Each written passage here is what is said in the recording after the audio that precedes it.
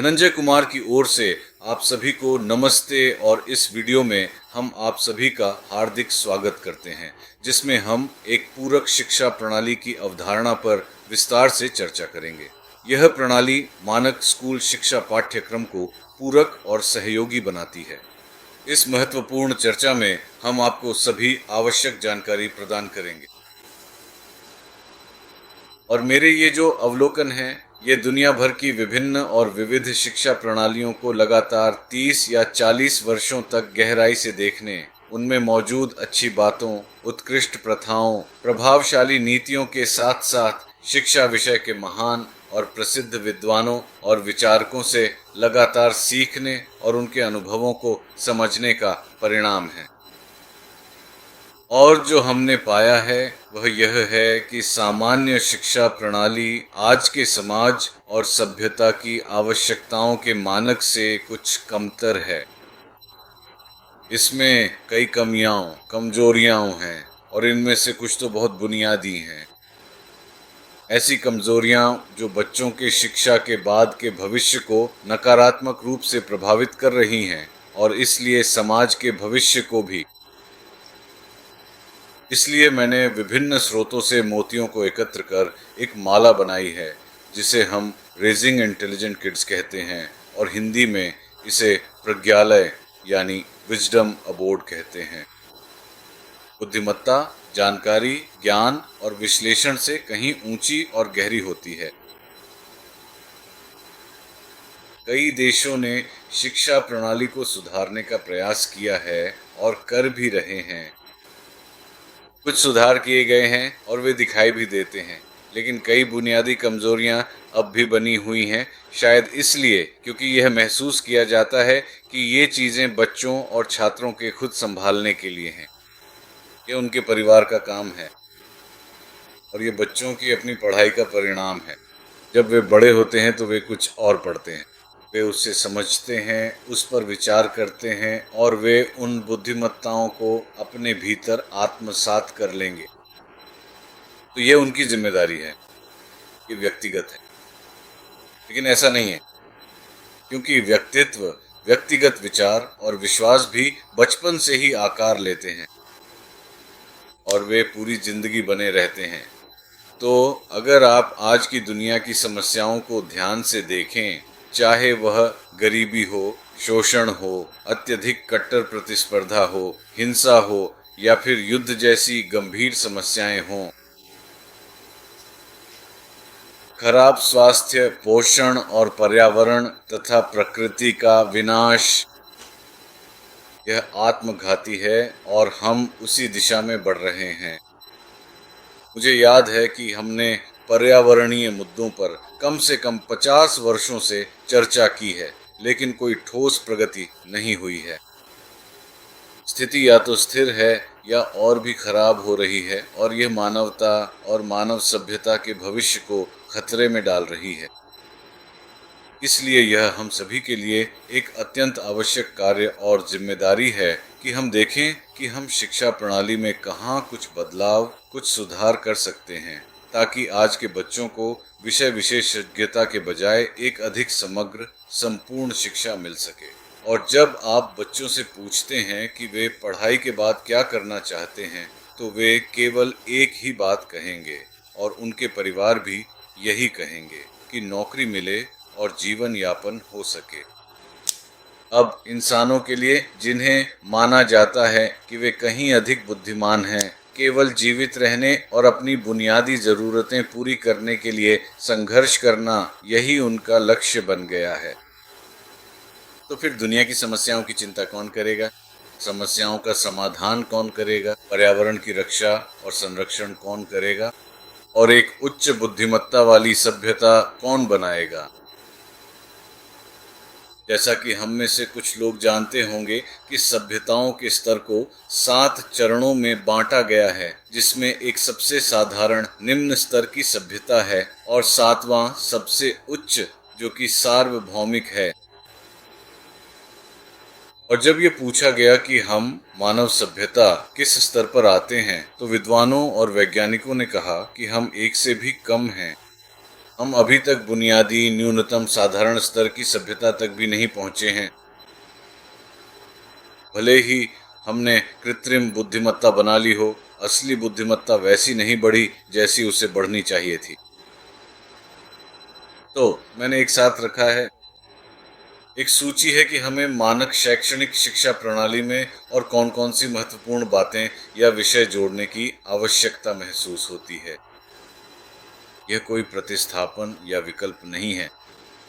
हमें अभी भी साक्षरता और बुनियादी पढ़ना, लिखना, बोलना, गणित, विज्ञान, इन सब की आवश्यकता है, लेकिन यह पर्याप्त नहीं है। हमें इसे शायद हफ्ते में एक बार 1 या 2 घंटे के लिए पूरक रूप में जोड़ने की ज़रूरत है, लेकिन एक अतिरिक्त कक्षा के रूप में, जिसे अतिरिक्त बोझ के रूप में नहीं लिया जाना चाहिए, क्योंकि मेरा अनुभव पिछले 2-3 वर्षों में यह रहा है कि जब हम इन कार्यक्रमों को अब तक लगभग 50 या 200 स्कूलों में लागू कर रहे हैं और शायद अगले 1 साल में यह 1000 या 10,000 स्कूलों में भी हो सकता है, धीरे धीरे लेकिन निश्चित रूप से, तो वे शिक्षक इसे इतना पसंद करते हैं कि यह उनके लिए एक तरह का मनोरंजन बन जाता है।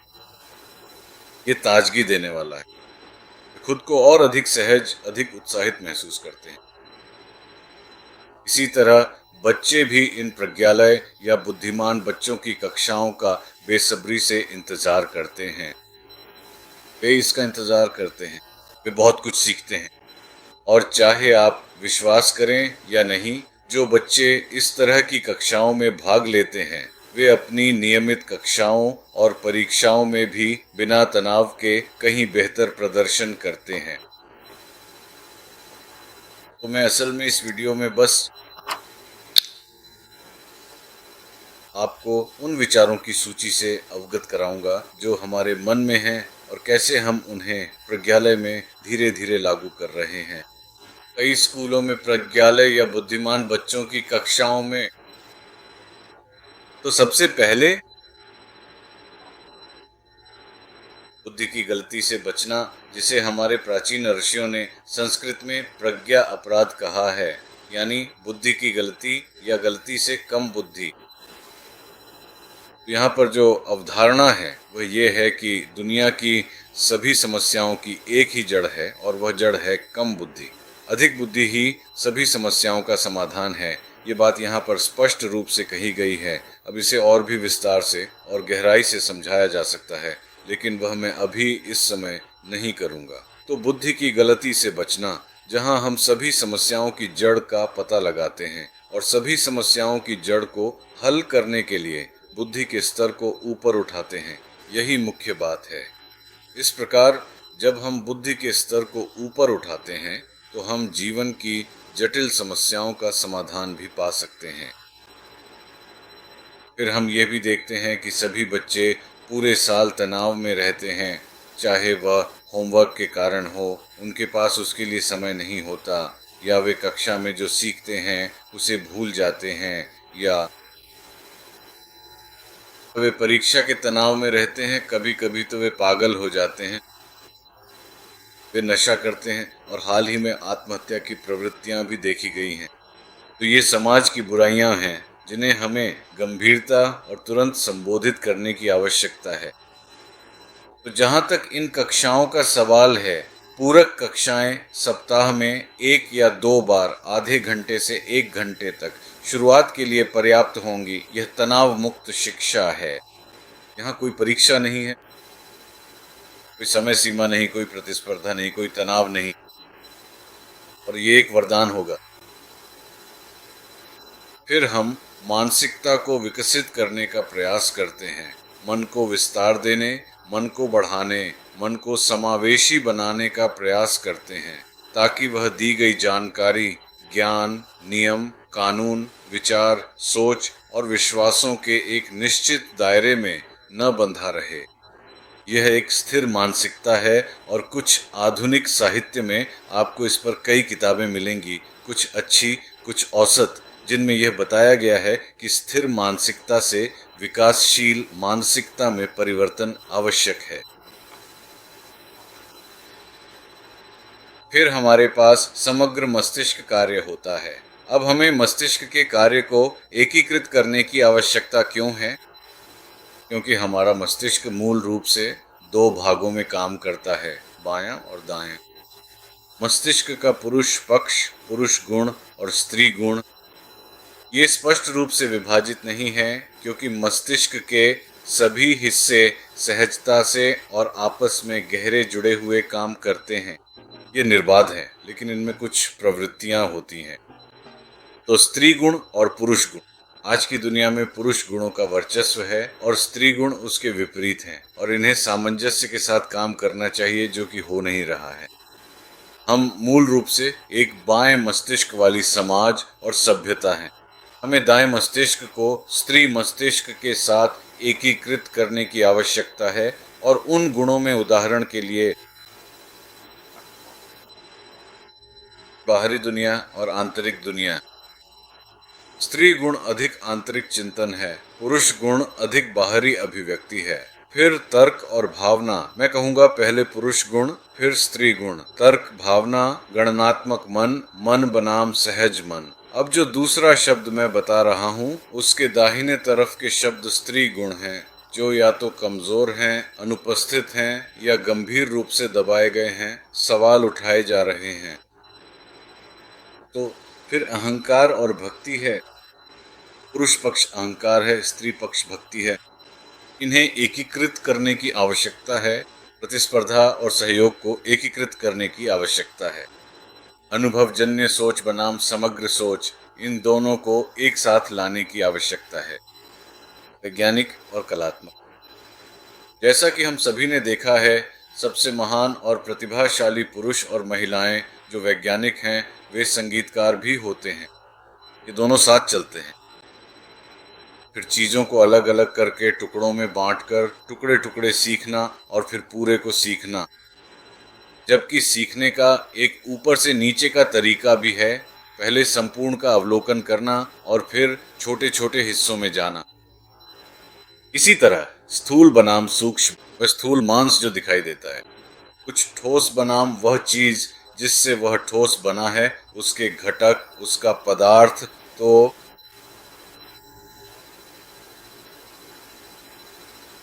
स्थूल और सूक्ष्म, फिर कोणीय और गोलाकार। कोणीय जैसे त्रिभुज, आयत और गोलाकार। गोलाकार सबको समेटे हुए एक गोल आकार है, और जैसा कि आप पूरे ब्रह्मांड में देखेंगे, अंततः चीजें गोल ही दिखाई देती हैं। पृथ्वी, चांद, तारे। जब आप इन आकृतियों को ध्यान से देखेंगे तो पाएंगे कि गोल आकार में एक समावेशी विशेषता होती है, जो सभी अन्य आकृतियों को अपने भीतर समेट लेती है। पेड़ की पत्तियां, हमारी उंगलियां, हमारी नाक, चेहरा, हर चीज अंत में गोल हो जाती है, लेकिन कुछ कोणीयता भी जरूरी है। लेकिन अगर सब कुछ कोणीय हो, अगर पहिए भी कोणीय हो, तो हम चल नहीं पाएंगे। इसीलिए ये दोनों आवश्यक हैं, ये साथ साथ चलते हैं। कभी कभी हम इसके नरम पक्ष को नजरअंदाज कर देते हैं। इसके नरम पक्ष, संघर्ष और शांति। पृथ्वी पर शांति से अधिक संघर्ष है। यहाँ तक कि जो लोग शांत दिखते हैं, उनके भीतर भी कुछ न कुछ संघर्ष होता है। व्यक्तिगत बनाम सामूहिक, व्यक्तिगत स्वार्थ बनाम सामूहिक कल्याण, इन्हें एकीकृत करने की आवश्यकता है। और ध्यान केंद्रित करना, दृष्टिकोण, सोचना और महसूस करना, चयनात्मक और सामूहिक, ये सभी पहलू मस्तिष्क की दो गतिविधियों या एक ही मस्तिष्क के दो गोलार्धों का एकीकरण है। फिर शिक्षा प्रणाली इस पर ध्यान केंद्रित करती है कि समस्या क्या है और हम क्या कर सकते हैं, लेकिन एक नए सोचने के तरीके पर नहीं जो समस्या पैदा ही न करे। तो हमने समस्या पैदा करना और उसे हल करने के लिए संघर्ष करना सीख लिया है, बजाय इसके कि समस्या को रोका जाए और बिना समस्या के जिया जाए। यही बात हम समझाने की कोशिश करते हैं। तो समस्या समाधान, आलोचनात्मक सोच, दूरदर्शिता। दूसरे शब्दों में, हमें अपने कार्यों और नीतियों के परिणामों, विशेष रूप से दीर्घकालिक परिणामों पर ध्यान देना चाहिए।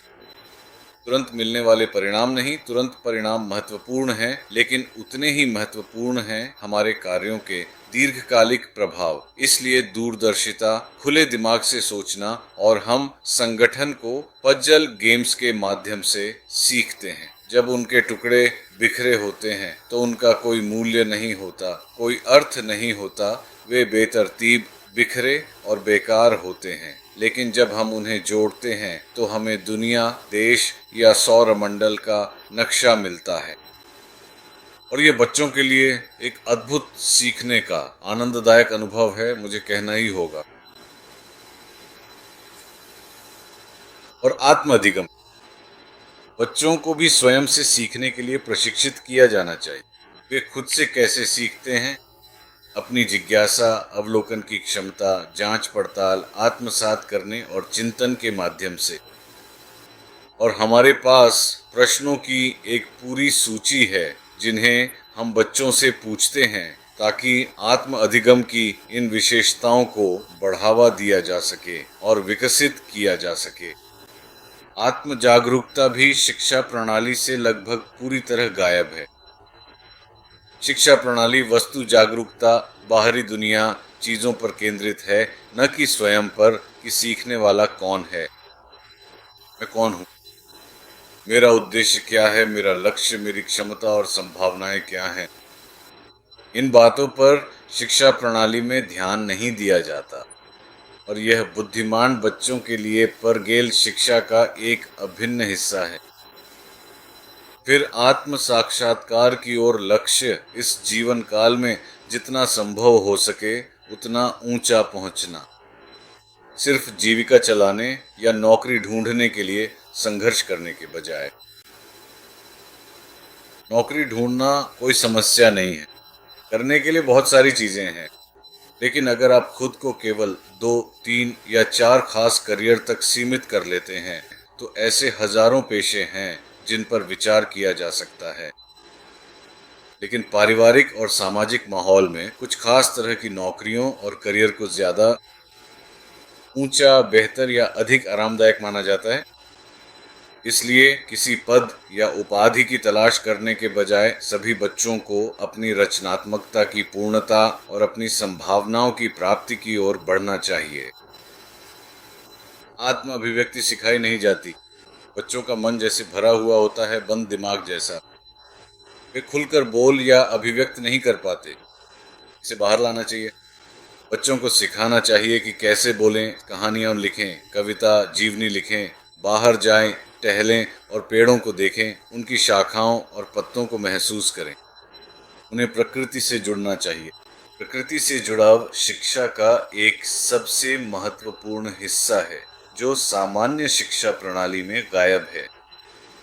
और फिर मूल्य प्रणाली भी गायब है। कुछ प्रयास किए गए हैं जिसे वे मूल्य शिक्षा कहते हैं, लेकिन मूल्य शिक्षा केवल अच्छा बनना, दयालु बनना इतना ही नहीं है, यह भी महत्वपूर्ण है। लेकिन मूल्य यह है कि आप खुद को कितना महत्व देते हैं, समाज को कितना महत्व देते हैं, अपनी भावनाओं, अपनी बुद्धि, अपने ज्ञान, अपनी जिज्ञासा को कितना महत्व देते हैं। ज्ञान के गहरे और सूक्ष्म पहलू। फिर सामूहिक कल्याण, दूसरे शब्दों में स्वार्थी लक्ष्य बन गया है। यह हमारे समाज में नियम बन गया है। हर कोई अपने लिए, अपने लाभ और भलाई के लिए काम कर रहा है। सामूहिक कल्याण, सामूहिक भलाई और खुशी की परवाह किए बिना। और इसमें योगदान देने की कोशिश करना सीखना एक अच्छी बात होगी। सेवा करना, देना, सिखाना और दूसरों का जीवन भी आसान बनाना। इसलिए सामूहिक कल्याण स्वार्थ से परे है। कहानी सुनाना सिखाने का एक सुंदर और सबसे शक्तिशाली तरीका हो सकता है, लेकिन कहानियां घटनाओं के एक समूह के रूप में सुनाई जा रही हैं। यह हुआ और कहानी यहीं खत्म हो गई। और आप बच्चों से पूछते हैं कि उन्होंने क्या सीखा। वे एक शब्द कहेंगे और आप उन्हें दूसरा शब्द बता सकते हैं, बस इतना ही। लेकिन बच्चों को कहानी में कैसे शामिल किया जाए, बच्चों को कैसे कहानी के पात्रों की भूमिका में रखा जाए कि वे उस स्थिति में क्या करते। उस स्थिति में वे क्या करते, क्या वे ऐसा कहते, क्या वे ऐसा करते, और दूसरे पात्र ने ऐसा व्यवहार क्यों किया। तो यह एक तरह का विश्लेषणात्मक सोच है जो यहाँ विकसित हो रही है, और बच्चे खुद को कई भूमिकाओं में रखते हैं ताकि देख सकें कि अगर वे वही व्यक्ति होते तो कैसे व्यवहार करते। तो ये एक अद्भुत सीखने का अनुभव है, और निश्चित रूप से व्यक्तिगत स्वास्थ्य, स्वच्छता, सामाजिक जिम्मेदारी ये सब महत्वपूर्ण है। और आदर्श व्यक्तियों से सीखना वास्तविक जीवन में बहुत कम मौजूद आदर्श हैं जिन्हें बच्चों के ध्यान में लाया जाता है कि देखो, इस वैज्ञानिक ने, इस अंतरिक्ष यात्री ने यह किया और वे चांद पर गए और उन्होंने यह देखा।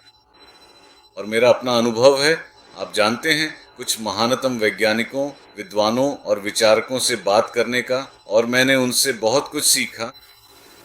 लेकिन स्कूल प्रणाली, शिक्षा प्रणाली, प्राथमिक से लेकर कॉलेज, विश्वविद्यालय तक ने मुझे उन जीवनियों और आदर्शों से परिचित नहीं कराया।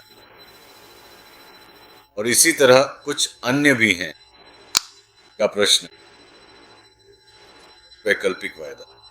हमारी मानसिकता यह है कि यही रास्ता है, यही एक रास्ता है, यही एक लक्ष्य है। लेकिन यदि आप यहाँ स्थानांतरित होते हैं तो रास्ता अधिक चौड़ा, अधिक आरामदायक और लक्ष्य अधिक ऊंचा होता है। लेकिन बच्चों को इस तरह नहीं सिखाया जाता। इसलिए हमने प्रश्नों की एक लंबी सूची तैयार की है। क्या हुआ अगर, क्या हुआ अगर दुनिया ऐसी ही हो? यदि हमारे पास चांद न होता तो क्या होता? पृथ्वी की परिक्रमा करते हुए क्या होगा? क्या होगा अगर, क्या सारे पेड़ उखड़ गए हैं? क्या होगा अगर, क्या पृथ्वी धीमी गति से घूम रही थी? इसी प्रकार ऐसे कई प्रश्न हैं जो बच्चों को वैकल्पिक भविष्य, उनके जीवन के लिए वैकल्पिक दिशा निर्देशों में, वैकल्पिक व्यवस्थाओं के बारे में सोचने के लिए मजबूर करते हैं। और इसी तरह वैकल्पिक भविष्य की कल्पना करें और उसका सपना देखें। यह उससे कहीं अधिक ऊंचा, कहीं अधिक श्रेष्ठ हो सकता है जिस पर हम अभी अटके हुए हैं। आपके धैर्य और सुनने के लिए धन्यवाद। इन बातों पर विचार करें और मेरे इस चैनल पर प्रकाशित अन्य वीडियो भी देखें जिनमें मैंने विश्वविद्यालयों, स्कूलों, बच्चों के साथ और अन्य स्थानों पर अपनी बातचीत साझा की है। तो वे वीडियो भी शिक्षा प्रणाली और हमारे बच्चों के लिए शिक्षा की गुणवत्ता को सुधारने और उन्नत करने के बारे में काफ़ी शिक्षाप्रद हैं, ताकि जब वे बड़े हों तो वे एक अधिक बुद्धिमान समाज और सभ्यता का निर्माण करें। फिर से धन्यवाद और नमस्ते। हम फिर जल्दी मिलेंगे।